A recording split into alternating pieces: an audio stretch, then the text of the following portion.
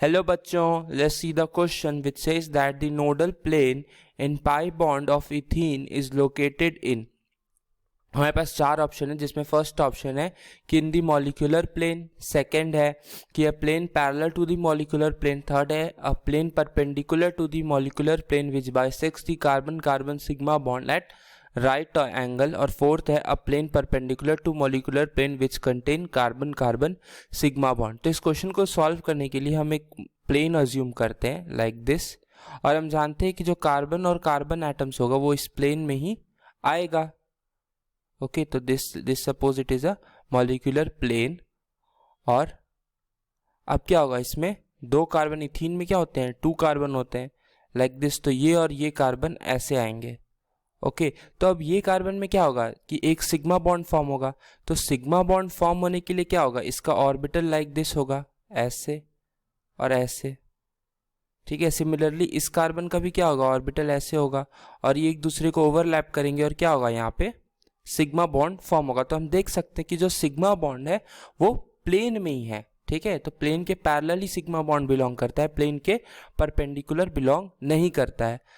लेकिन जो pi bond होता है वो क्या होता है, सिग्मा बॉन्ड के परपेंडिकुलर होता है लाइक दिस, इसका ऑर्बिटल ऐसे होगा। ओके,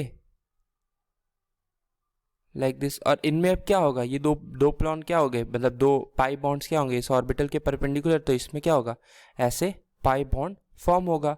और ये जो पाई बॉन्ड है वो क्या है, इस मॉलिक्यूलर प्लेन, ये अगर प्लेन माना है तो पाई बॉन्ड कैसा है, इस मॉलिक्यूलर प्लेन के परपेंडिकुलर है, राइट। और इसका जो इलेक्ट्रॉन डेंसिटी होगा इसके परपेंडिकुलर ऐसे ओवरलैप होगा इन दोनों के बीच में लाइक दिस, तो इनके बीच में ये पाई बॉन्ड फॉर्म हुआ। लेकिन अगर इस पाई बॉन्डलर प्लेन में इलेक्ट्रॉन डेंसिटी देखे तो वो तो जीरो होगा, क्योंकि जो मॉलिक्यूलर प्लेन में इलेक्ट्रॉन डेंसिटी है वो है सिग्मा बॉन्ड के कारण, सिग्मा बॉन्ड के कारण।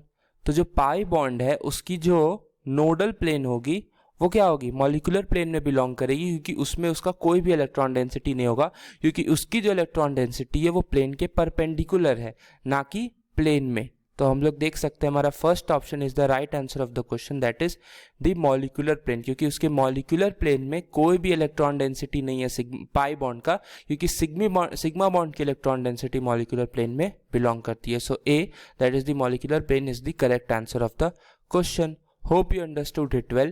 Best of luck.